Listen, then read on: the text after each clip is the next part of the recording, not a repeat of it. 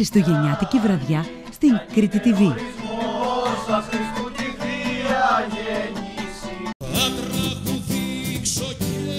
Ο Γιώργης Νικηφόρου Ζερβάκης παίζει για τις σχολές Γεωργιλαδάκη.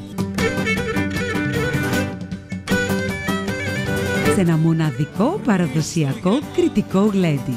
Χριστούγεννα πρωτοχρονιά λένε οι ομορφιές του κόσμου.